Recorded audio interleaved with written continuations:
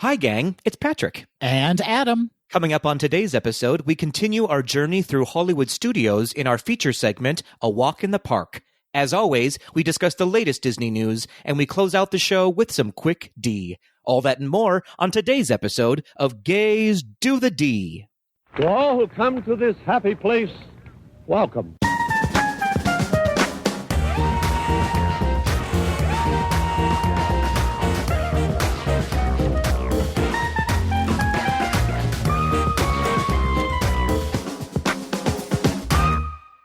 Adam Wheezy Hummel. Wheezy. Mm-hmm. Why, if it isn't Patrick Missy Kazuki. Missy, that is my formal name, actually, so thank you so much. Addendum, Missy Pyle Driver Kazuki. Ooh, I like a girl with 6 names. It's a hyphenate? Got it. So it's just one full extended name.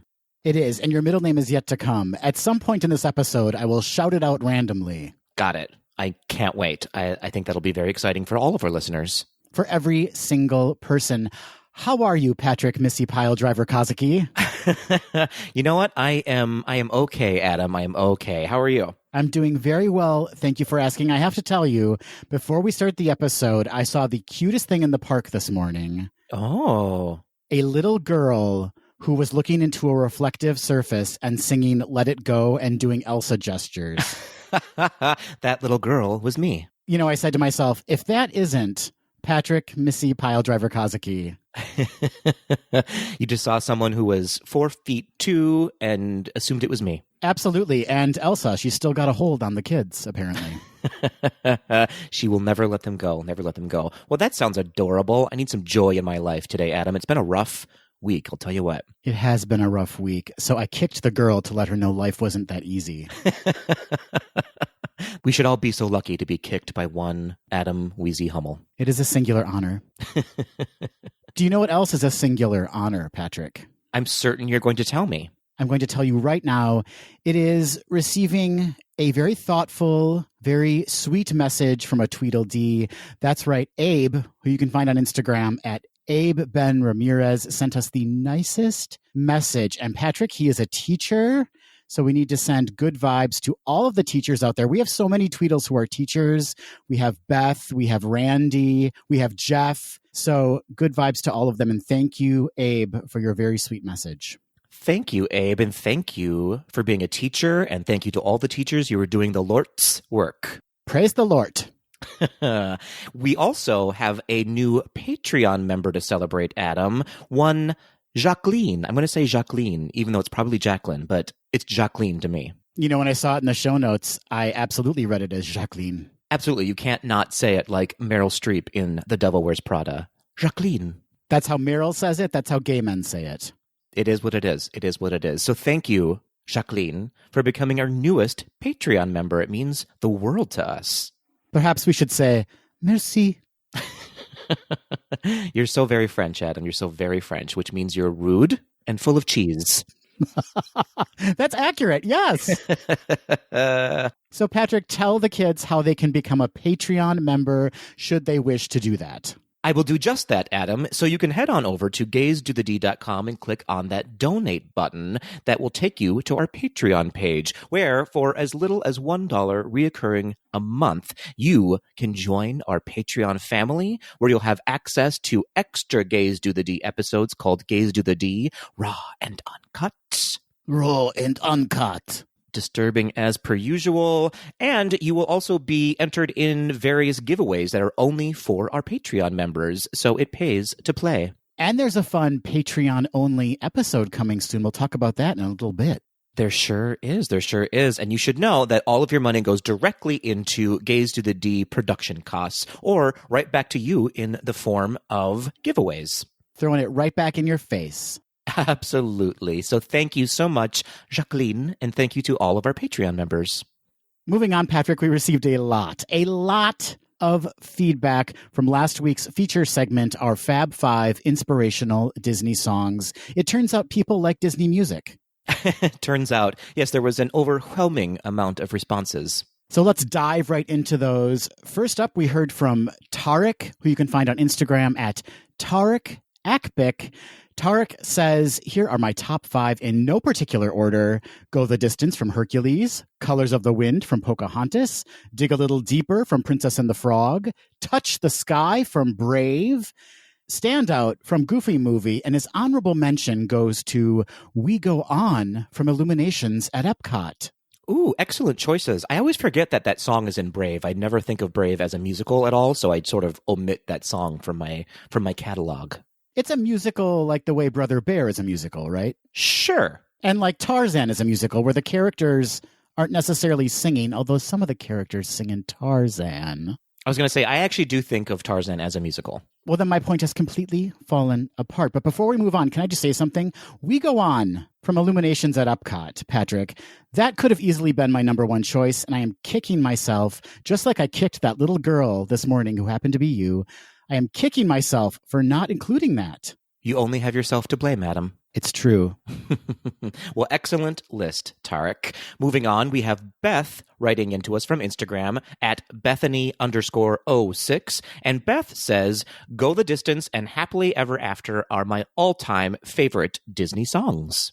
Fabulous choices. Rob, who you can find on Instagram at RBNeil, and Zippity-Doo-Dah-Days says, number 5, A Step in the Right Direction from Bedknobs and Broomsticks. Rob points out it is actually cut from the movie, he believes, but such a good, simple message in a song that's so fun and easy to sing. You can't help but get caught up in it.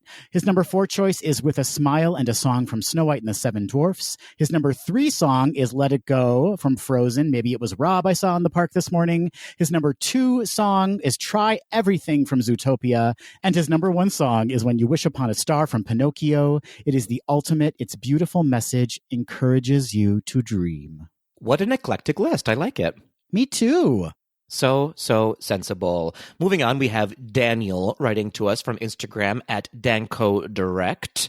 Daniel says, I'd say my top 5 inspirational Disney songs are number 5, Speechless from Aladdin, the live-action version. Number 4, For the First Time in Forever. Number 3, Out There. Number 2, Seize the Day. And number 1, Go the Distance. Great choices, Daniel. Jeff, who you can find on Instagram at the Disney Parks Teacher, says, just finished your top inspirational songs. You definitely have me inspired to listen to some old favorites. I totally agree with almost all your picks. Hannah Montana, seriously? Okay, Jeff. Santa Fe from the Broadway Newsies soundtrack is still one of my top played songs on iTunes. But you guys, how could you miss Go the Distance? That's my go-to pump-up song. I was certain it was going to be somebody's number 1. It's true. Adam and I both love that song, but it's just a little bit too short. But yes, it is absolutely on my running mix, and it pumps me up to Go the Distance. It's on my eating mix. Interesting. Moving on, we have Derek from Instagram at Boy Who Has Everything saying, here are 5 of my favorites. Could have picked another 24, honestly. Same, Derek. Derek says, How Far I'll Go, Just Around the River Bend, Rainbow Connection, interesting, Let It Go, and When Can I See You Again from Paint the Night. When Can I See You Again from Paint the Night will make you dance. You cannot help but dance when you hear that song. I have not heard it or seen it. Well, let me tell you right now, Patrick, you are going to dance when you hear it. I can't wait. Rosaline, who you can find on Instagram at PinToMyLou, says, Next Right Thing from Frozen 2, Almost There from The Princess and the Frog, It's a Small World from It's a Small World, Patrick. Interesting. Try Everything from Zootopia, and How Far I'll Go from Moana. These mixes are great. It makes me want to make an ultimate mega Disney inspirational mix. I agree. Do that and we can release it. Can't you do that on Spotify or Apple Music? Can't you release playlists? I don't know how electronics work, Adam, so I'm going to say yes, but I don't know how to make that happen. Next best thing, we'll just record us singing these songs on Instagram Live and release that. Perfect. Last but not least, we have John writing to us from Instagram at john.marcel, who incidentally is from the Salem Whalen podcast, who we've had here on our podcast. John says, so these are definitely a couple of wild cards, but 2 of the most inspirational Disney songs I have ever heard are from the Disney Cruise Line canon. Believe in Me from Twice Charmed and the finale from The Golden Mickeys. Give them a listen if you haven't already. Beautiful choices. Believe in Me is sung by Cinderella, and it is very moving.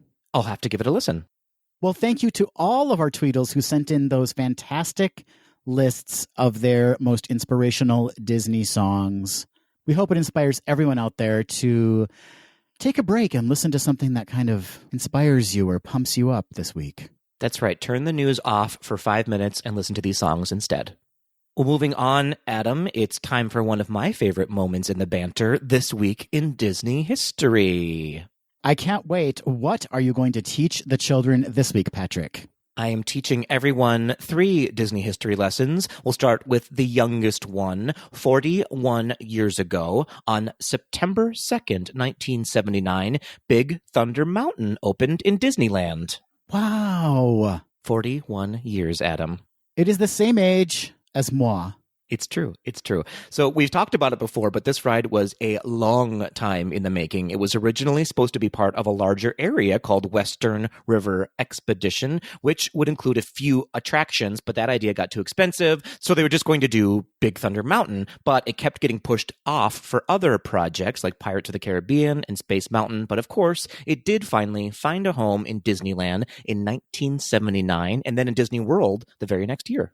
And if you have kidney stones, sit in that back row. That is the weirdest fact in the whole world. I'm going to call it a fact in quotes, though. Yeah, we can't guarantee it will cure you, but wink, wink, just sit in the back row. Just try it. Just try it. So moving on, Adam, we have a 90th birthday to celebrate. In September 1930, we don't actually have an exact date, very strangely, but Pluto will be turning 90 years old this September. It's so hard to know a dog's birth date when so many puppies are born at once. Absolutely true. Absolutely true. So Pluto made his first appearance in The Chain Gang in 1930, where he was actually a nameless hunting dog, but it was clearly Pluto. And later that year, he appeared again in The Picnic as Minnie Mouse's dog. And then the following year, in 1931, he appeared as Mickey Mouse's dog. And most believe, Adam, that Walt Disney named him after the recently discovered planet Pluto, which was discovered in 1930. But of course, that planet was only reclassified as a dwarf planet later on. So poor Pluto doesn't have an exact birthday or an identity, really. It's very interesting to me that he belonged to Minnie before he belonged to Mickey. He did, but his name wasn't Pluto yet when he was Minnie Mouse's dog. So when he finally moved over to being Mickey's dog, he was then given the name Pluto. His name was Uranus. Oh, dear. Oh, dear. Of course you took the low-hanging fruit there. There's only so many planets in our solar system, Patrick. Where else do you want me to go? Fair enough. Fair enough. Well, I'll tell you where I'm going to go is on to the next history lesson, Adam. 110 years ago, on September 3rd, 1910, one Disney Imagineer and legend, Yale Gracie, was born. Yale Gracie, a Haunted Mansion contributor? Yeah, he was known for many things in Disney history, but I think you'll agree with me, Adam, that our favorite was his contributions to the Haunted Mansion. Master Gracie, after all, right? That's right. In fact, you can go back and listen to, I believe it was episode 59, where we did an On the DL episode of legends who worked on the Haunted Mansion. And of course, Yale Gracie was given a tombstone in the Haunted Mansion graveyard in both Disneyland and Disney World that reads, Master Gracie laid to rest, no mourning please, at his request. We celebrate him. Salute to Master Gracie. Salute and salutations, Master Gracie. You know, I was reading a fun fact about the Haunted Mansion recently that right before it opened, I think it was like a day before it officially opened, the cleaners came through and wiped up and took away all the cobwebs. So the Imagineers had to go back in and relay all of those cobwebs. I mean, dummies, right? Dummies. It's an honest mistake, but how very dare you? And how many trash bags did they leave? I mean, that place is covered in cobwebs. Did those cleaners just walk in and were they just like, oh my God? They were like, what has happened here? How has nobody been here for 100 years? Yeah, it probably was an honest mistake. The Haunted Mansion was years in development, and that building was just kind of sitting there. So they probably were just like, well, all right, let's go to town on this. Crazy town, crazy town. So happy birthday, Yale Gracie, and happy birthday, Pluto, and happy anniversary, Big Thunder Mountain. Well, Patrick, before we head into the news, you have a very special announcement. That's right. As many of you Tweedledees know, I am an ensemble member and company member at Delico Arts, a theater company here in Minnesota. And as you, I'm sure, know, most, if not all, theater companies right now are sort of dark. They can't produce live shows on the stage because of COVID-19. But the fine folks at Delico Arts, and I mean Ben and Amanda, who have been on the podcast before, have decided not to throw in the rag and are doing virtual theater projects, basically, in the form of a virtual subscription service. So every month they have new original content that you can subscribe to watch. And one of those projects is called Passion Project, where each of the ensemble members at Delico Arts talks about a topic that is near and dear to their hearts that's not necessarily related to theater. And so I, of course, Adam, have chosen Disney as my passion project. I was shocked and delighted. And delighted indeed. So as part of my passion project, I am inviting a few Disney friends, including one Adam Wheezy Hummel, to join me in a conversation and discussion and question and answer period all about Disney via Delico Arts. I'm very excited to be a part of this, Patrick. How can people watch this conversation? Such a good question. So you do need to be a subscriber to Delico Arts' virtual subscription service right now, which is called Delico Home Invasion. And you can learn all about that by heading over to delicoarts.com. That's DALEKO arts.com, where you can sign up and learn all about the fun projects they're doing this year.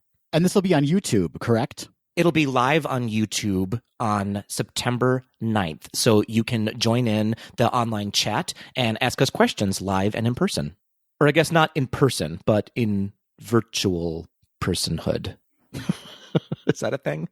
VP Hood, yeah. There you go. There you go. This is going to be so much fun. I can't wait. And we have a special announcement for our patrons too, right?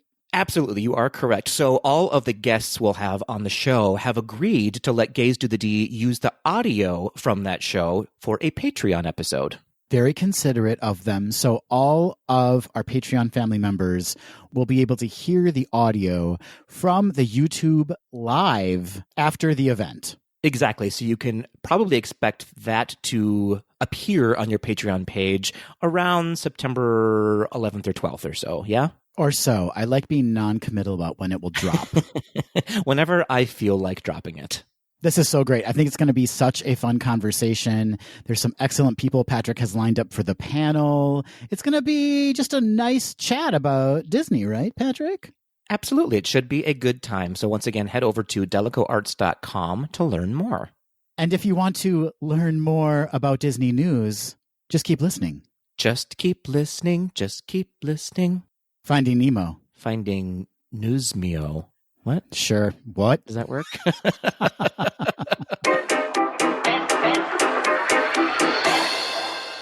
We're certain all of you know by now that Chadwick Boseman has passed away at the age of 43 after a 4-year battle with colon cancer.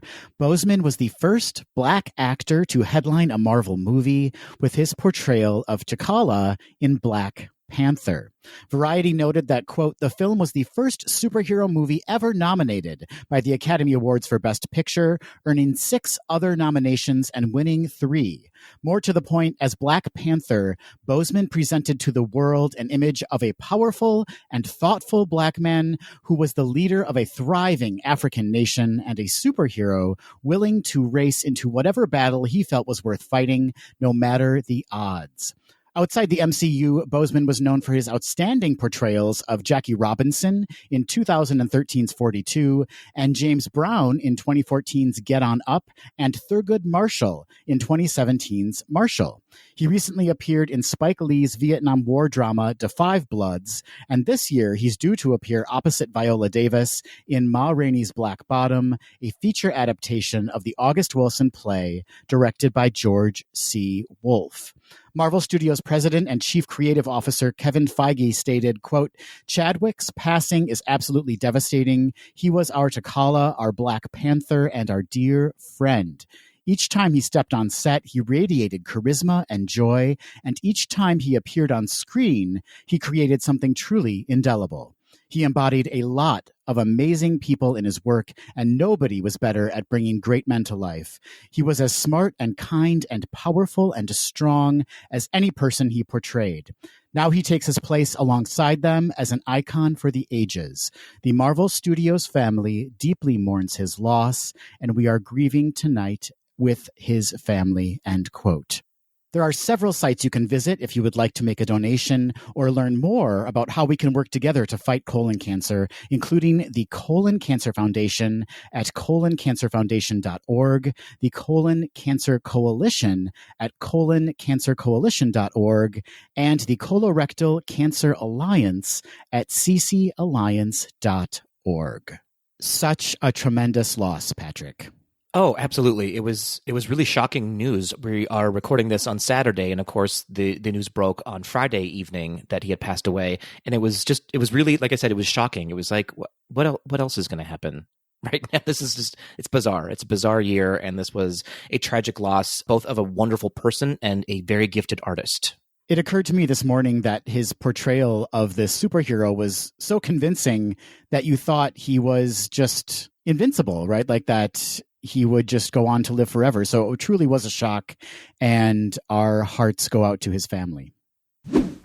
Recently, Disney Parks, Experiences, and Products Chairman Josh D'Amaro was interviewed by President and CEO of U.S. Travel Association about the reopening of Disney parks. In the interview, D'Amaro talked mainly about what safety measures are currently being implemented in Walt Disney World and the economic impact the park has in Florida.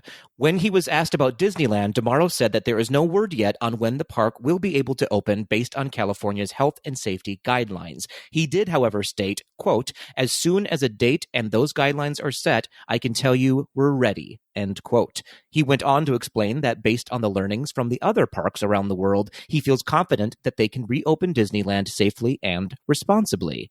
As I said before, the park's reopening does rely on the state of California giving the all clear, which doesn't seem likely anytime soon. It should also be noted that cast members in both Disneyland and Disney World who have not yet been called back into work recently got word from Disney that they would likely remain on furlough for at least the next 6 months. This is very likely due to the low attendance in Disney World and the surrounding resorts, which is a reflection of the desire to travel within the United States and the travel ban in place for many places around the world. So again, we have the Disney parks kind of stuck between a rock and a hard place in that they seem to be equipped and ready to handle visitors, but the rest of the country is clearly not in a position to prioritize a trip to Disney. Fools. No, I think they're smart to not prioritize that. Very smart, of course. Very, very smart. I saw that Disneyland had the lights on the other night. So, yeah, they're kind of like any day now. But then I read that California now has implemented this new system, or maybe it's not new, but of like this color-coded system where like they have to reach a certain color in order to open up certain elements of the state. Yeah, it's sort of that color code that goes along with airport safety right now.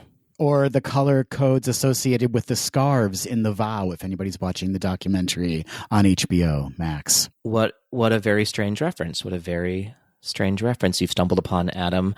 In any case, yes, they do seem very ready to go. My desire is very high right now. I would call it a green, but my emotional state right now is at an orange, maybe. I'm at a puce. Fair. I puce when I think about going through all that COVID to get to Florida. Makes me want to puce. I'll hold your hair if you need to puce. Thank you so much. You're very kind. Patrick, I have some movie updates for you. I love movie updates. In an August 27th exclusive, Entertainment Weekly shared the first fully rendered CG image from Raya and the Last Dragon, Disney Animation Studios' forthcoming fantasy. The film includes a number of firsts for Disney Animation, including the fact that it will be one of the first Disney Animation features to be developed from remote locations in the face of the COVID-19 pandemic. According to EW's article, quote, "With production ramping up around March, just as the pandemic hit, the Raya team had to quickly reshuffle, working with equipment at home home and communicating through Zoom. Despite the challenges, director Don Hall says the studio's various teams rallied to create what he calls the most beautiful animated film I have ever seen. As the filmmaker behind beloved pictures like Big Hero 6 and Moana, Hall knows what he's talking about. End quote. Two additional firsts, Raya and the Last Dragon will be Disney Animation Studios' first movie inspired by Southeast Asia and the first film to have a Southeast Asian actress lead. Kelly Marie Tran, who last appeared as Rose Tico in Star Wars: The Rise of Skywalker for Disney, has replaced Cassie Steele and will be voicing Raya. Of her character, Tran stated, quote, "She is someone who is technically a princess, but I think that's what's really cool about this project, about this character, specifically is that everyone's trying to flip the narrative on what it means to be a princess. Raya is totally a warrior. When she was a kid, she was excited to get her sword, and she grows up to be a really badass, gritty warrior and can really take care of herself," end quote. When it comes to representation, the filmmakers say they're putting in the work to accurately celebrate the cultures that influenced the movie, including Vietnam, Thailand, Laos, Cambodia, Malaysia, and the Philippines. Producer Asnat Shurer, who was also behind Moana, says the studio sent creative teams on research trips to multiple countries in Southeast Asia and worked with a Southeast Asia Story Trust. They also collaborated with a Lao visual anthropologist who looks at every design before it's finalized, as well as linguists, dancers, and gamelan musicians from Indonesia. Joining Don Hall as co-director is Carlos Lopez Estrada. Raya is written by Crazy Rich Asians scribe Adele Lim and playwright Quy Gwen, who stated, quote, "To be able to have some heroes that look like me and my kids, it's going to matter to a lot of folks," end quote. Raya and the Last Dragon is set to premiere on March 12th, 2021. Patrick, I am so excited for this movie. Yeah, it sounds like it's going to be really beautiful and sort of a juggernaut of a movie. And I can already see how they could potentially implement this in the parks, particularly in Animal Kingdom. I think it could just thrive there. Yeah, that's a good point. That would be a really beautiful location to set some of these characters and the stories. I guess it means that we could actually get dragons in Animal Kingdom as originally intended, huh? Ooh, sensible. Moving on, Patrick, thanks to an August 28th The Hollywood Reporter exclusive, we have learned that Disney is working on a Haunted Mansion movie. Katie Dippold, best known for writing 2016's Ghostbusters, 2013's The Heat, and several seasons of Parks and Recreation, is writing the feature based on many Tweedle's favorite Disney attraction, this Tweedle included. Disney previously adapted the ride in a 2003 movie directed by Rob Minkoff and starring Eddie Murphy. There was also an attempt to reimagine a feature adaptation, with Guillermo del Toro serving as co-writer and producer. No details are known regarding the plot, but the film, which is intended to be live action, will be produced by Rideback, the banner behind Disney's billion-dollar grossing Aladdin remake. So, yeah, Patrick, there's a Haunted Mansion movie in the works. That has me medium excited. I'm nervous. Why? My nervosity, yes, that's a word, is twofold. I'm nervous about the movie itself. Is it going to be just like ridiculous and bonkers and a letdown? And I'm also nervous then that if it is a big hit, are they going to change the attraction, much like they did with Pirates of the Caribbean, in inserting an animatronic based on the movie into the Haunted Mansion attraction? Very, very interesting. I actually wouldn't mind a little bit of an update of the Haunted Mansion. I know that it is a classic ride and it's beautiful and fun and people love it. And I don't think it needs to change too much, but I would not mind just a little bit of a facelift. I could get behind that. Well, there you go. We've solved it. I also wouldn't mind just a little bit of a facelift. Personally? Personally, yes. Why are you looking at me when you say that, Adam? I don't understand. I need you to give me the go-ahead. Go ahead. Lift that face, Adam. If you've already purchased all of your Target exclusive Galaxy's Edge merch and you're still hungry for more, you're in luck. Available September 8th, you can now buy the Star Wars Journey to Batuu game pack for The Sims 4. This new game pack will transport your sim to the Black Spire outpost, where you'll be able to practice your lightsaber skills, befriend droids, and unlock missions for the Resistance or for the First Order. You'll also be able to visit Oga's Cantina, Doc Ondar's Den of Antiquities, and Ronto Wraps, among many other locations. You'll also begin to earn a reputation as you complete missions, which could unlock meetings with Kylo Ren, Rey, or V. Murati, depending on what missions you complete. As you explore the outpost, you'll acquire artifacts that will help you build a custom lightsaber in Savi's workshop or a droid in the droid depot. This expansion pack will be available, as I said, on September 8th. And to learn more and to watch a trailer, head on over to starwars.com. Do you play The Sims? I haven't for a very long time, not since maybe the first iteration of it. I've never played it, but I've always wanted to. It's actually really fun. It is definitely a time suck, though. Which in quarantine, bring it on. Fair enough. Here's what I need to know. Can you make Poe and Finn kiss? If you can't, we need to reach out to GLAD immediately. Fair enough. If you can, talk about an expansion pack, am I right? Oh! Hey-oh!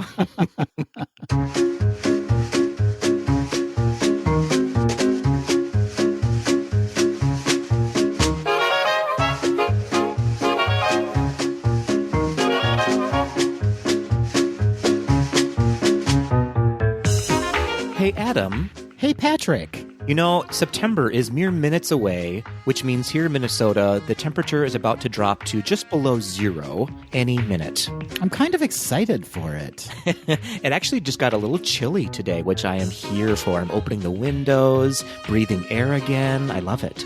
Yeah, we should say, for anybody who thinks that Minnesota is just an Iceland all year round, no. Our summers are very hot and very humid. That's right. We do have 2 to 3 months of not frozen weather. And the rest is just darkness and snow.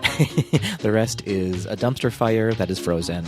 But Adam, here's what I'm suggesting. Before it gets frozen cold outside, let's go take a walk. Yes, now is the time to do it. Now is the time. Walk with me, won't you? On over to Hollywood Studios. Oh, that kind of walk. A walk in the park. A walk in the park or a whip, not a whap. What? The Nicki Minaj and... Oh, that song is banned from my house and my neighborhood, I think. I can't. What? I can't with that song. It is my theme song now. Listen, I believe you, but I can't get on board. I love Nicki Minaj. I really do, but maybe I'm 90 years old. I don't know, but I just... that song does not do it for me. It gets me going, Patrick. It gets me going. I imagine a lot of people love it. I am not one of them. But here's what I do love, Adam. I love Hollywood Studios. In fact, maybe WAP should be on my Disney inspirational songs list. I'm trying to move us on, but you won't be moved, so I'll just have to walk in the park without you, Adam, leaving you behind. Okay, you can come with. Thank you so much. Yes, this is actually part 2 of our Hollywood Studios Walk in the Park. Our part 1 was featured in episode 92. That's right. So when last we met, we had already entered the park, swung a right, and headed into Tower of Terror and Rock and Roller Coaster, and we had a meal, Adam, at the Brown Derby. And now that we're full of that meal, yes. Where are we headed next? Well, good question, Adam. So from here, I suggest we leave the Brown Derby and hook a cute right and walk right through the big Hollywood Studios archway and head into Animation Courtyard. That sounds like a perfect plan. Thank you so much. Which I have to say, Animation Courtyard is not quite as aptly named as it used to be. Do you know what I mean? Very true. It used to contain the Magic of Disney Animation building, but that has since been repurposed. But yeah, so now it's kind of like a hodgepodge, if you will, Patrick. I will, Adam. I will indeed. So let's start by sort of sauntering to our right, what do you say, as we head into Animation Courtyard, where you'll find the Disney Junior area, your favorite place in all of Walt Disney World. This is absolutely my favorite place in all of Walt Disney World, yes. You probably can't dance to Nicki Minaj's WAP here at the Disney Junior Dance Party, but you can request it, I hear. You can request it, and don't tell me what I can or cannot do. I will absolutely bring my own boombox, my own jam box, and I will turn it out at the Disney Junior Dance Party. And no one will know it's you because you'll be wearing a face mask, of course. Great point. You can get away with so much more now in the parks. That's so very true, Patrick. Now that you've suggested this, did you suggest it? I don't know. Now that this has been brought up, I need it to happen. I cannot be held accountable for that, Adam. But here in the Disney Junior area, as I said, is where you can find the Disney Junior Dance Party, as well as many meet and greets with Disney Junior characters like Vampirina and Doc McStuffins. However, as I'm talking now, it's occurring to me this is a bit of a Disney Junior ghost town because those character meet and greets are not happening right now. Very true. I'm also told during normal times or the before times and hopefully in the after times, you can also meet Timon from the Lion Guard and Mickey from that little Roadsters show. That little Roadsters show, which is actually adorable. Have you ever seen it? I haven't. It's super cute. My niece is in love with it. And so it's on a lot at their house. Speaking of WAP, Patrick, did you know? Nope. Did you Nope, know? shut it down. Did you know that the Disney Junior Dance Party is presented by Pull-Ups? I'm not going to dig you out of that, Adam. I'm just going to let you sit in your own mess. Well, I don't have to because of Pull-Ups. Well, that actually would mean that you are, in fact, sitting in your own mess. It's very absorbent, Patrick. I don't feel a thing. We have to move on, Adam. We have to move on to Star Wars Launch Bay. What do you say? Let's do it. Now, I actually have never been in the Star Wars Launch Bay in Hollywood Studios. I have been in the Star Wars Launch Bay in Disneyland. But as I mentioned earlier, this is where the magic of Disney animation used to be. And there was a fabulous walkthrough exhibit featuring Robin Williams. But now it has been transformed into the Star Wars Launch Bay, which includes immersive exhibits and costumes and models and concept artwork and actual movie props, as well as authentic replicas from the Star Wars franchise. There's also an exclusive short documentary on the creative team behind the ever-evolving story behind Star Wars. There's also settings you can experience, like the cantina inspired by the films. And, Patrick, there's fantastic character meet and greets like Chewbacca, BB-8, and Darth Vader. That's right. And Kylo Ren. And oftentimes, Jawas and stormtroopers will walk around and interact with the guests. I would love to meet a Jawa. They are so fun when they appear. They don't appear very often, but when they do, they are a riot. I feel like me and a Jawa, we're meant to be. Okay, fair enough. Have you spent a significant amount of time in Star Wars Launch Bay? I don't know about a significant amount of time, but I have enjoyed the Star Wars Launch Bay. It's really lovely, actually, inside, and very air-conditioned as well. And if you have a Disney Visa card, you can use one of the exclusive Disney Visa photo spots that are just for card holders, where you can meet Kylo Ren very quickly. You don't have to wait in line for 8 years to meet him. Hashtag not sponsored. Exactly. You can get your Disney Visa card at... Or you can just send me one if you'd like. There you go. There you go. You can have a partner card, so you can just send Adam that duplicate card, and he will use it very wisely. So if any Jawas out there want to send me a card.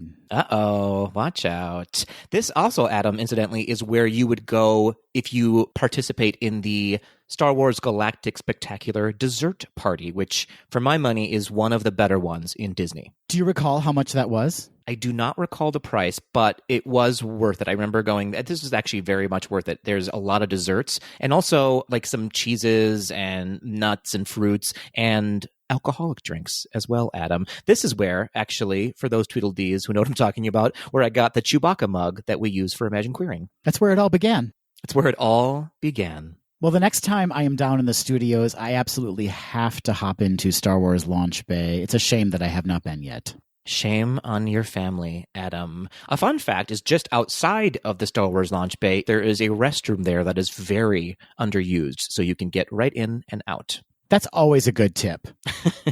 It is actually one of my favorite things to learn of where all like the hidden bathrooms are, because they are much cleaner usually. And right next door to that bathroom, Patrick, you will find gift shops. Because right after you relieve yourself, you need to relieve yourself of money as well. You know when you're feeling so great, you're like, I could take on the world. Time to buy some merch. And right next door to those shops, Patrick, you will find The Voyage of the Little Mermaid. You will indeed, Adam. This show is a show that plays in Hollywood studios. Everything you've just said is a fact. It's been around, Adam, since 1992. I did not know that. And from the looks of it, it has not changed at all since 1992. Let's talk about the wig technology in 1992. It was not great. It was not great. And they have not updated that Prince Eric wig whatsoever. Do you think it's the same wig? Probably. It's just been collecting dust and COVID, and it's just sitting on top of that poor man's head. Same Prince Eric. Same Prince Eric since 1992. I would not be surprised to learn that fact. He's 56 years old now. So this show is interesting, right? It's a mix of live acting, in quotes, acting, puppets, laser lights, smoke, and film from the movie. And it starts strong. It starts strong, Adam, with Under the Sea, right? That really amazing puppet show of Under the Sea. Well, let's talk about the lasers first. Also from 1992.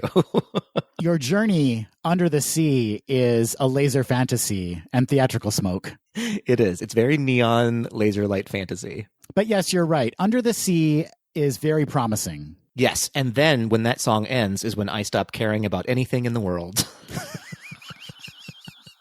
There's going to be so many people who truly adore this show who are going to be so mad at us. Listen, it's not garbage, but it is not great.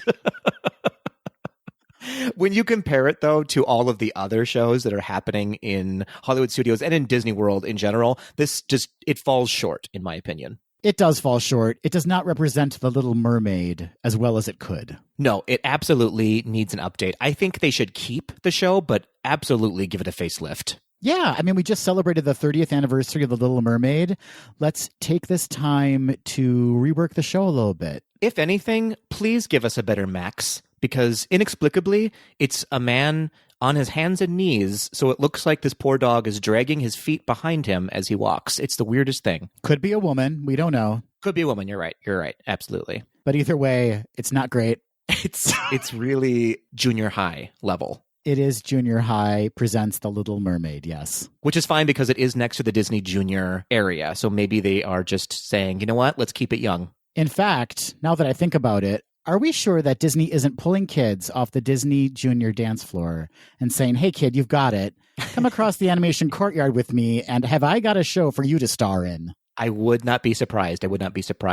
Ariel, however, does sing live, and sometimes you'll get a really good Ariel, and that really makes the show a lot better. But for some strange reason, Prince Eric lip syncs all of his spoken words. I don't understand that at all. It is very strange.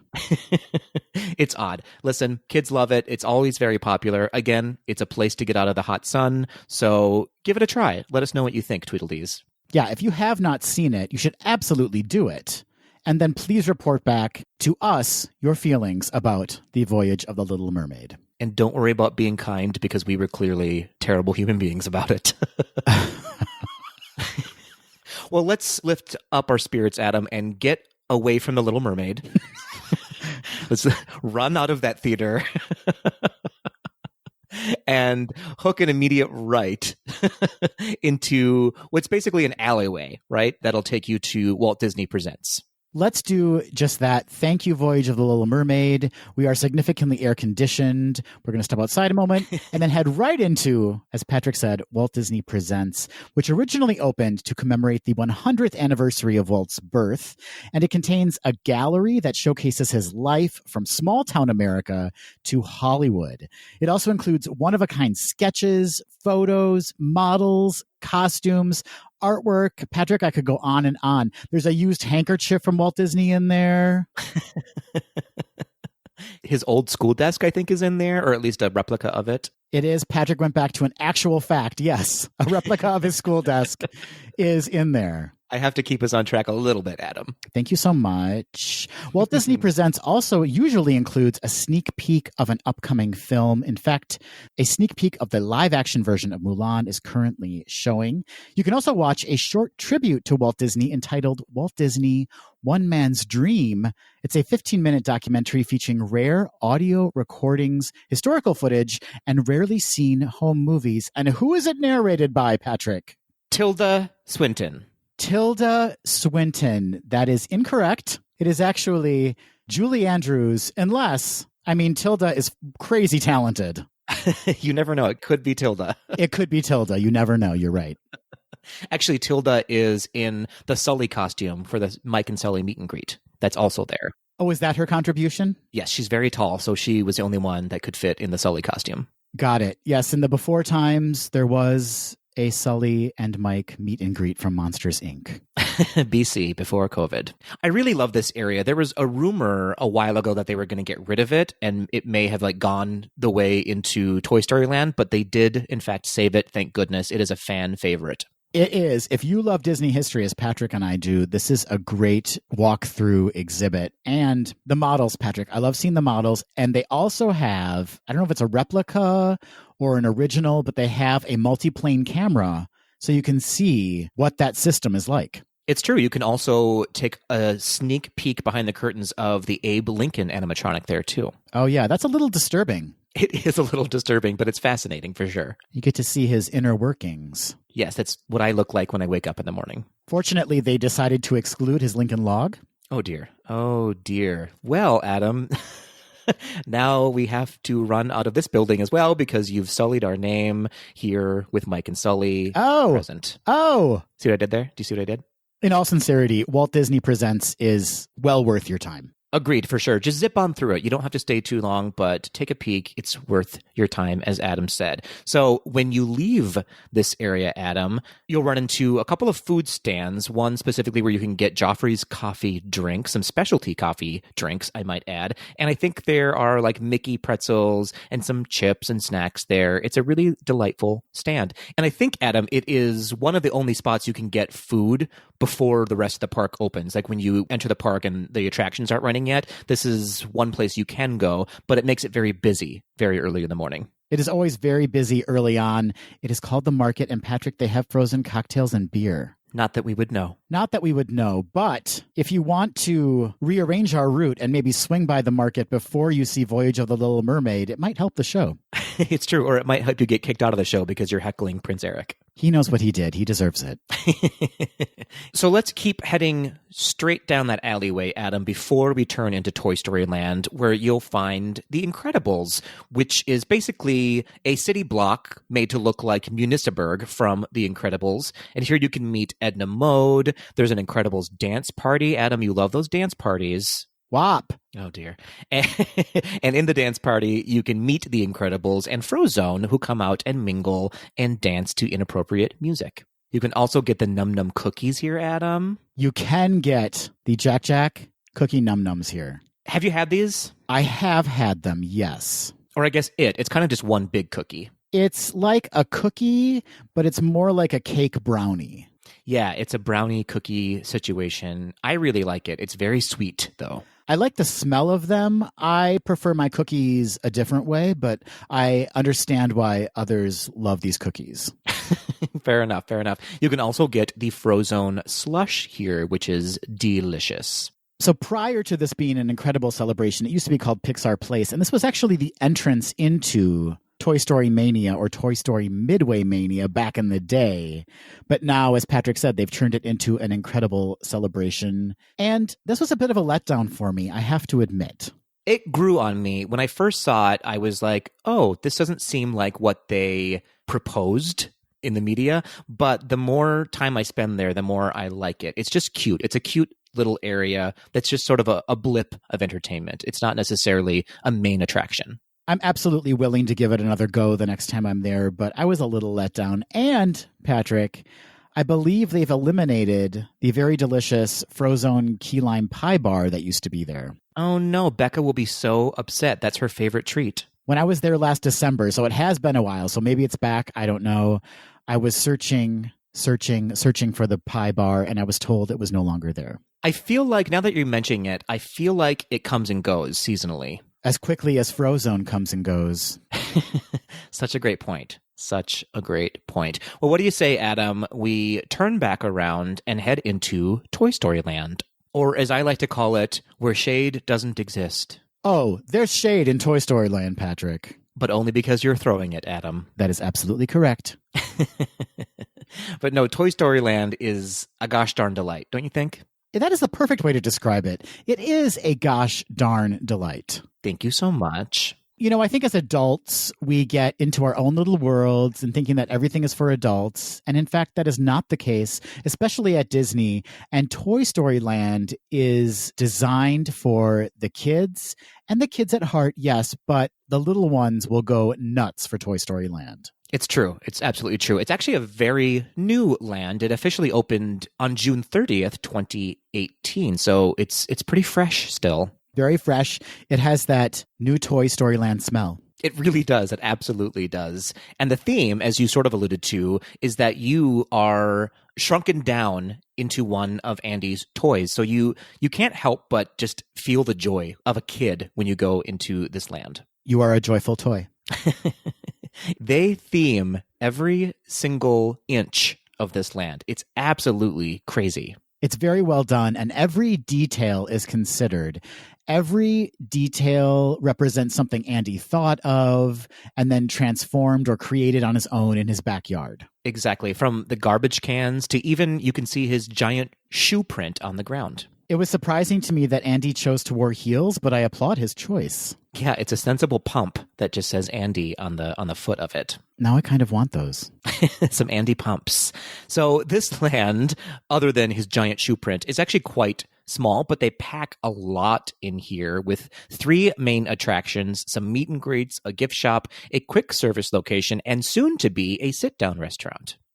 So the first thing you see when you come into Toy Story Land, attraction-wise, is the Slinky Dog Dash, but the actual first attraction that you come to is Toy Story Mania. So what do you say we go there first? Let's head on in. Let's experience the mania. Or I guess I should say Toy Story Midway Mania, if you want to call it by its proper name. It officially opened on May 31st, 2008, and cost an estimated $80 million to design and build, Patrick. Crazy town. Yeah, this was built 10 years before the actual park came to life. So it was sort of a standalone Toy Story ride, and it remains an e-ticket attraction, wouldn't you say? I would say, in fact, the 3 attractions in Toy Story Land, Toy Story Mania, Slinky Dog Dash, and Alien Swirling Saucers, are all on that first tier of Fast Passes in the studios. So you can only pick one of those attractions when you're visiting Toy Story Land if you want to go for Fast Pass. Very rude. Very, very rude. So rude. So Toy Story Mania is a Midway-style 4D shooting game. Patrick, I took the G off of shooting because it feels like I should say shooting, right? Very Woody of you. Thank you so much. No, what? Never mind. Actually, it's very Jesse of you. I feel better about that. I identify as a Jessie for sure. Yeah, absolutely. There are 5 different themed games you're going to experience in Midway Mania, along with a practice round. You're going to experience Ham and Eggs, Patrick. You're going to experience Green Army Men Shoot Camp. You're going to experience Buzz Lightyear's Flying Tossers. No comment. You're going to experience Rex and Trixie's Dino Darts and Woody's Rootin' Tootin' Shootin' Gallery. So Midway Mania was state-of-the-art when it was built. The attraction features more than 150 personal computers, which includes one for each of Midway Mania's 56 game screens, as well as others that control the special effects for each game. This is one of my favorite things to do when I go to Disney. I think this attraction is so fun. You cannot help but laugh and have a great time when you're in it. I totally agree. The games are fun. The fact that your cart spins in between each game, that's a blast. It is really an enjoyable experience. Yeah, it's super innovative. It keeps you engaged the entire time, and both adults and kids love this ride. I will warn you, if you play it too much, you are destined for carpal tunnel. Good point. Good point. Warm up those hands and wrists before you go on it. That sounds weird, but you know what I mean. Every time I'm done on the attraction, I'm like, oh, my limp wrist. I can't. That's limp for a different reason, Adam. But yes, this is a fantastic attraction and one that I try to do every time I visit the studios. Agreed. And after you experience the attraction, the exit just very conveniently spills you into the Toy Story store. So convenient. Who'd have thought? So do some shopping and then head back out into the land. And Patrick, where are we headed next? We are heading straight into the center of Toy Story Land, where you can get in line for Slinky Dog Dash. I love Slinky Dog Dash. I love Slinky Dog Dash. For my money, this is the best of the family-friendly roller coasters that Disney has to offer in all of its lands that I've been to. 100% Patrick. So the theme of the ride is that Andy has built the Dash and Dodge Mega Coaster Kit, and he's used Slinky Dog as the actual ride vehicle. And it's a launch coaster, kind of like Rock and Roller Coaster is, but much, much less extreme. And it's got everything, in my opinion, that you want in a Disney ride. You know what I mean? It's got great theming. It's got awesome sound effects, lighting, thrills, and some character integration as well. The sound effects are so good. So good. When I hear Slinky Dog go, "Here we go," it's so funny. I love it. I laugh every time. That was a really good impression. Thank you so much.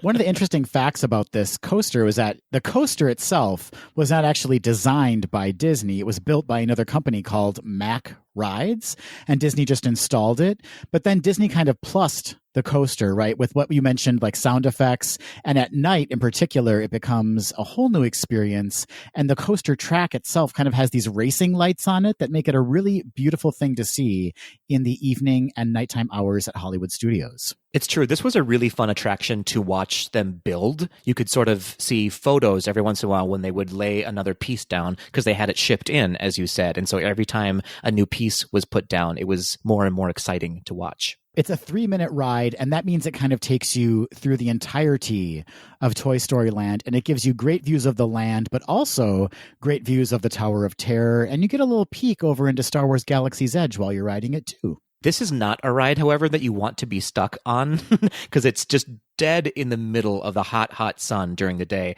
And our friend, you are my mutual friend, Josh, and his daughter got stuck on it for like 30 minutes and they were basically sunburnt by the time they got off the ride. Ooh, that's rough. That was rough. But they got, I think, like a day of fast passes after that, though. 3rd-degree burns, fast passes, worth it. Totally worth it. If we may make a recommendation to those who have not ridden Slinky Dog yet, if you do want to ride it, and it doesn't matter what time of day, head there first thing in the morning. The lines will be shortest. That is, if you aren't able to obtain a fast pass. If you want to ride it at night, you might want to wait until the spectaculars are showing, should they be showing, or wait until just prior to closing and then hop in line. For my money, you should go on it at night. It's a lot more fun and a lot more visually appealing. The same can be said of me at night. That's true. That is very true. Well, after all that excitement of Slinky Dog, Patrick, you might be a little grumbly in your tumbly. You know what I'm saying? You might be. I do know what you're saying. I think I know where you're heading, Adam. I am heading right across the main Toy Story Land throughway to Woody's Lunchbox. Woody's Lunchbox, indeed. Which, if I may, Adam, I think that this should be called Andy's Lunchbox, but who am I to say? Great point. Why does Woody have a lunchbox? I mean, unless they're inferring that because Woody is on the lunchbox, that it's Woody's lunchbox, but it technically belongs to Andy. I'm just splitting hairs here, though. You sent an email to Walt Disney Imagineering, didn't you? I sent an email. I sent a strongly worded letter, a voice memo, as anyone can do at info@GazeDoTheD. That's what I did. I'm sure they'll get back to you. It'll happen any day now. Woody's Lunchbox serves breakfast, lunch, and dinner, Patrick. This is one of my very favorite quick service locations. I agree. I have had some tasty meals here. The breakfast bowl is delicious. Have you had it? I haven't had the breakfast bowl. I've only had one of the breakfast sandwiches, but I'm sure the bowl is to die for. It is to die for. It's got potato barrels, which are their version of tater tots, basically, scrambled eggs, green onions, and then it's covered, Adam, covered in this delicious smoked brisket country gravy. That sounds amazing. It is amazing. I'll tell you what, after running a 10K for the Run Disney events, or if you can get there quick enough after a half marathon, this meal is perfection. It is exactly what you need. They also have tachos there, Patrick. They do have tachos, and they are so good.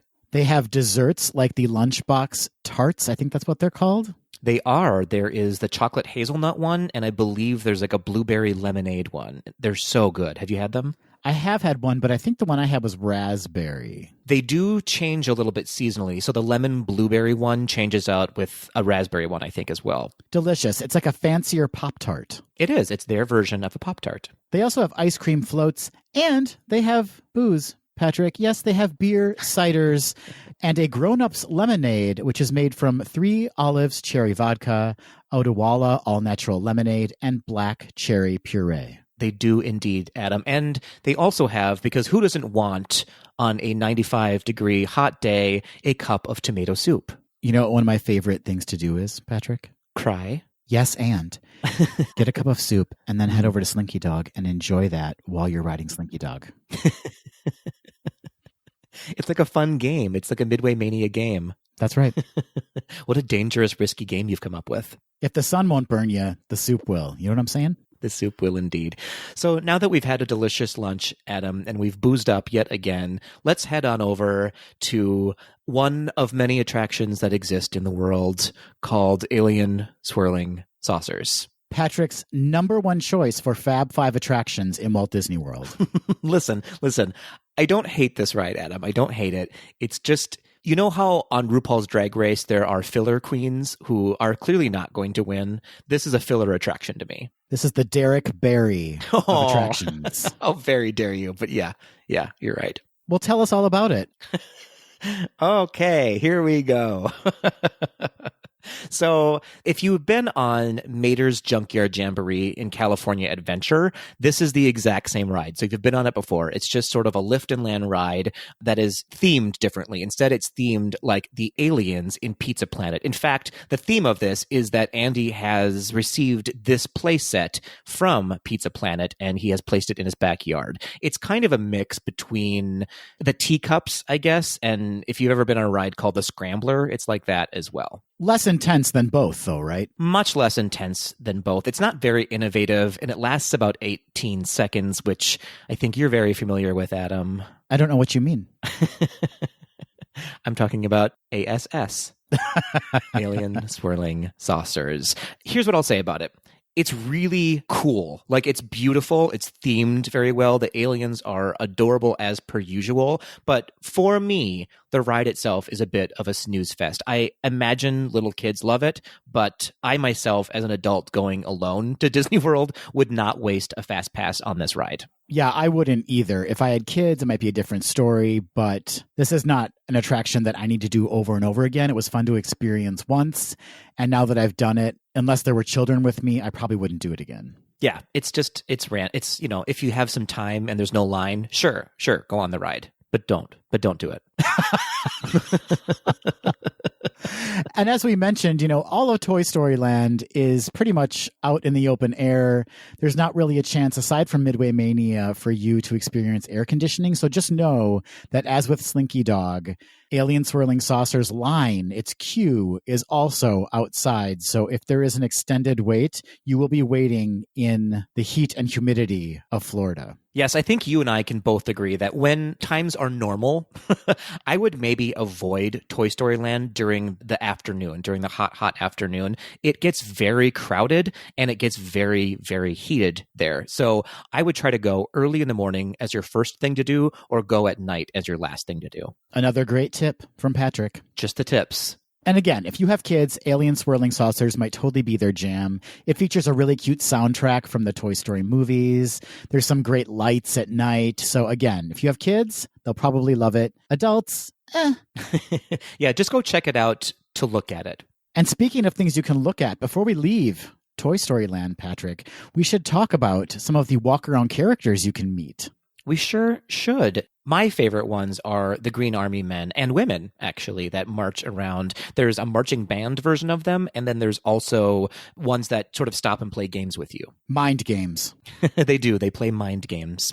No, they're my favorite too, absolutely. They can be very, very funny, and the drum corps is actually really entertaining. Yes, absolutely. You can also meet Jessie, Woody. I don't know if Bo Peep will still be there, but she was there during Toy Story 4's run in the theaters. She was. That costumed character is disturbing to me. I don't know what it is, but the face is just not correct for me. It is a little bit the robots are alive. Yes, absolutely. For some reason, her face reminds me of those old 1980s Halloween masks that had the elastic cord in the back of them. Do you know what I'm talking about? I know exactly what you're talking about, and you are absolutely correct. It's a little off, but listen, I love Bo Peep as a character. And, of course, you can also meet Buzz Lightyear. You sure can. One of two places you can meet Buzz. The other one is in the Magic Kingdom. And as Patrick mentioned, coming soon, Roundup Rodeo Barbecue, a table service restaurant in Toy Story Land. I'm very excited about this. I can't wait. I hope it actually still does happen. I haven't heard any news on it in a while, so I'm worried that it's on a bit of a pause right now. That may be the case, but I did see pictures of them clearing the land to what would be the entrance of it recently, so I think it's pretty much on schedule. Well, that's good. If they have already earmarked the budget for it, now is absolutely the time to put it into place. Do you know what I wish it would have, though? Booze? Booze. I wish there would be like a walk-up saloon that adults could go into. Oh, I like that idea. Me too. I wonder if they'll have like a Pizza Planet section in it. That is the question, Patrick. Why wasn't this a Pizza Planet? I don't know. Although Disney is not known for having wonderful pizza other than in Italy in Epcot. So they haven't ever like smashed it out of the park with their pizza. So maybe they were just like, let's just not try it. That is a good lesson for everyone. Just give up if you can't figure it out. You heard it here on Gaze to the D. If at first you don't succeed, walk away. There's so many listeners right now who are like, guys, this podcast, walk away. We've never succeeded 104 times and we still can't get it right.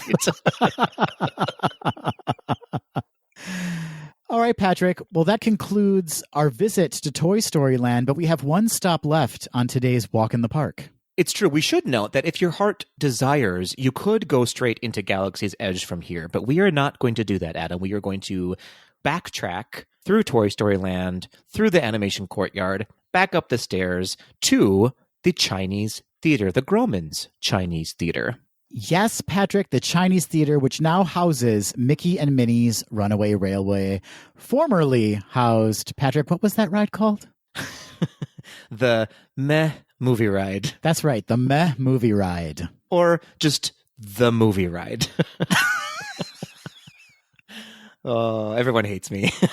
Formerly the Great Movie Ride, which could refer to the fact that the movies were great. That's a fair point. The movies represented were great. The ride was a ride. I liked it more than Patrick did, but it definitely needed an update, and boy, did they update it. They updated it into a completely new ride. It's funny that we are ending on an attraction that neither you or I have been on. That is very funny. Patrick, we could just say anything about this ride. We don't know. That's right. So this ride features Star Wars characters, the alien from Alien, and Mickey and Minnie Mouse. That seems accurate, yes? Yeah, they go on a musical adventure together to a planet called Narfku.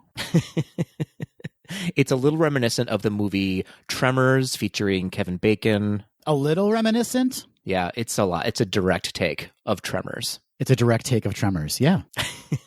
I get Tremors thinking about that I haven't been on this ride yet. I know. I can't wait to experience this. Let's get real, Patrick. Come on. Okay, let's get real. So this attraction actually has not been around for very long, and very few people have actually been on this attraction because shortly after it opened up this year, 2020, Disney World shut down. We don't want to say Mickey and Minnie's Runaway Railway caused COVID, but it is a coincidence. Yeah, we're not saying it. The ride is billed as a whirlwind ride through a world where the rules of physics don't apply. It is based on the recent award-winning Mickey Mouse cartoon shorts. And Patrick, as we mentioned on the podcast before, it is the first ride at any Disney park that stars Mickey Mouse and his friends. Very strange.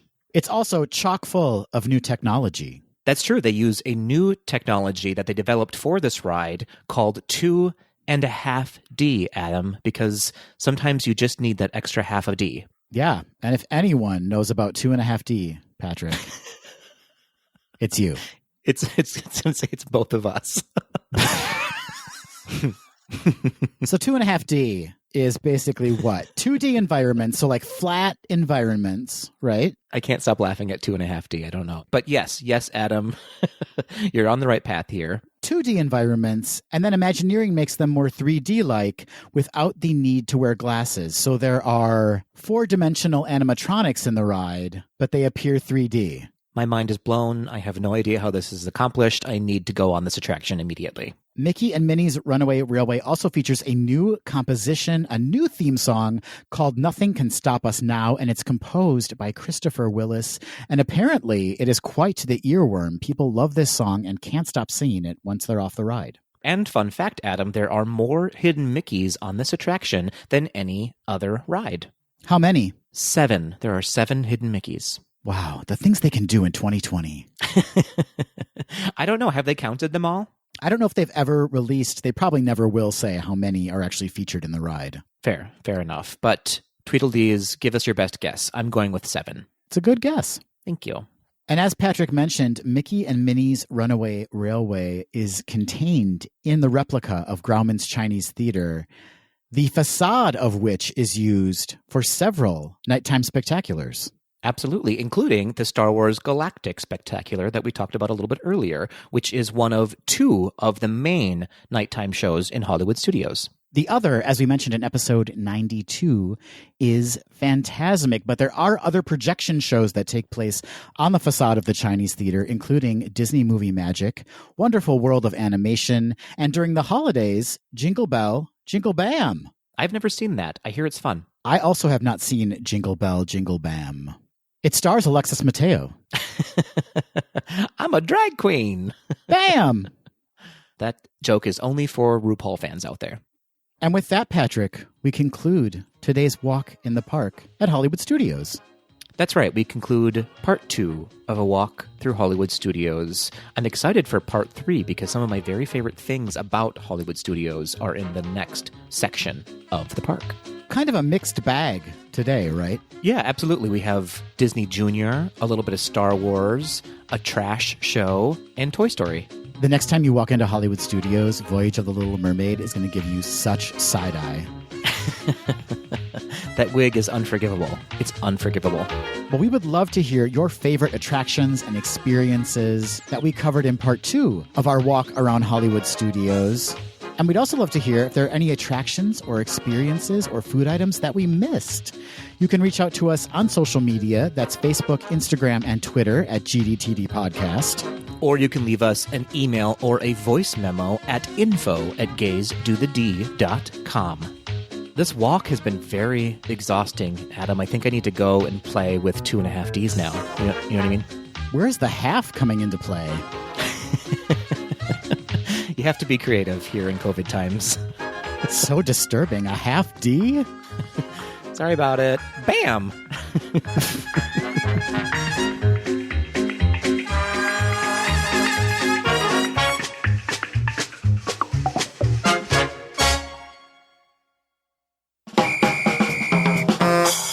Hey, Patrick. Hey, Adam.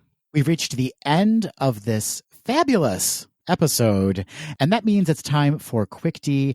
This week, we are doing Quick D Classic. That is Quick D Question, in which Patrick and I ask each other a question we have not been privy to prior to recording, and we answer it off the cuff. Classic D. Classic 2.5D. Patrick, who would you like to go first? Oh, Adam, who cares? Just ask me a question. No one's listening anymore. Wow. Okay, I love this defeatist attitude. Patrick, here is my question for you. As I mentioned in the news segment, Disney is developing a brand new Haunted Mansion film. It is absolutely needed. Patrick, I want to hear your ideas for this film, and I want to hear who you're going to cast in this film. There are some iconic characters in the Haunted Mansion, like the Bride, the Hatbox Ghost. Who are we going to get to play these roles? Well, none of those roles are going to be in the movie, Adam. Here's why. This movie is all about the dog in the Haunted Mansion. In the graveyard scene. The graveyard scene dog. It's all about him. He's going to be played by, of course, Hilary Swank. Interesting. Disney selecting Academy Award-winning Hilary Swank to portray the mutt in the graveyard. Yes, $1 million hound dog. Okay. Remember in the news segment when I said I was a little nervous Don't worry. about the Haunted Mansion movie? Don't worry, okay? Don't you worry, because the groundskeeper will also be played by Morgan Freeman. And it's really a lift of $1 Million Baby placed into the Haunted Mansion, where the dog does become very sick and needs assistance in becoming the 1,000th ghost in the Haunted Mansion. Did you think telling me that would alleviate my nerves? I did. I figured that you would see this as an opportunity for yet another Academy Award for Hilary Swank. I mean, if she can pull it off. She can. She can do anything. Listen. And it's still live action? It is still live action. The opera singer also makes an appearance. Great. Who's going to play the opera singer? Jeffrey Boyer Chapman. Okay. Canada's own Jeffrey Boyer Chapman will be playing the opera singer, serving so many looks. I'm concerned about the response to that because he has not been well received as a judge on Canada Drag Race. So him playing the opera singer might also be an issue. Oh, he is very well received when he and I are together. Believe me, Adam. So there you have it. $1 Million Hound Dog meets the Haunted Mansion. Okay, this is unexpected, but I trust you, Patrick. I trust you. You are the only one, and I thank you for that. I actually feel nauseous. This will be rushed. Actually, they are doing the entire movie over Zoom.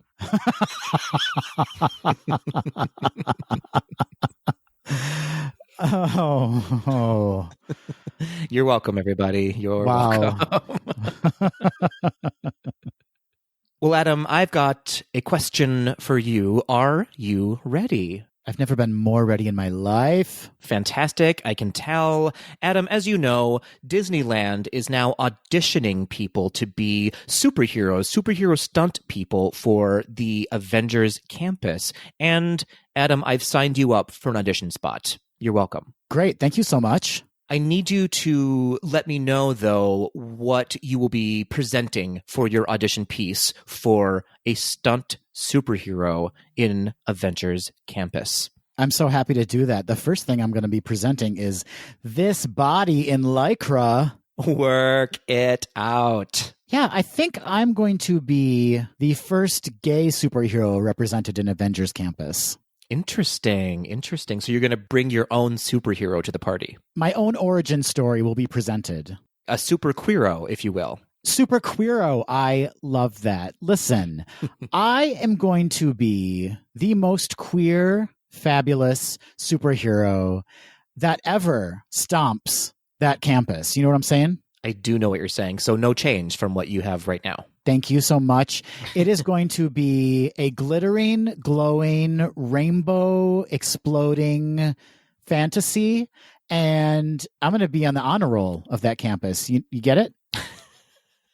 I do get it, Adam. Well done. Well played. I'm going to be on the A honor roll. I'm going to be the head of the student union. I'm going to be constantly in the cafeteria serving looks and serving strawberry shortcake. And serving tachos from behind the cafeteria line. Yeah, but they're going to be tiny because, as we know, everything in the Ant-Man cafe is going to be either tiny or ginormous. I like it. But what should my superhero name be, Patrick? Gloria? Only if the 80s hit song Gloria is your theme song. Can we get really serious for a second, Patrick? Yeah, absolutely. Please, let's bring it down a little bit. I would love that. Gloria, Gloria. Do we owe royalties now for that beautiful rendition? Probably, yeah. Yeah. But you know what? If that land needs a nighttime spectacular, you are looking at him. Do you have one specific power that Gloria uses? Thank you for embracing my name. Gloria really does have a power, and it is a significant power. In fact, if they had Gloria around when Thanos was an issue, Thanos would not have been an issue. Gloria's power is the ability to transform hideous Prince Eric wigs into fabulous Prince Eric wigs with a snap of my fingers. Well, it's really a shame that Gloria is going to be in Disneyland and not in Disney World then. Gloria, your power is wasted. That will do it for this episode of Gays Do the D. Thanks for listening. To become a patron of the podcast, visit our website at gaysdothed.com/donate. For a donation of any amount, you can receive exclusive Gays Do the D content and help us continue to bring you the very best Disney news and discussion. Continue the conversation after this episode on Facebook, Instagram, and Twitter at GDTD Podcast. Submit your questions or show ideas to info@gaysdothed.com. Have a great week, everybody. See ya real soon.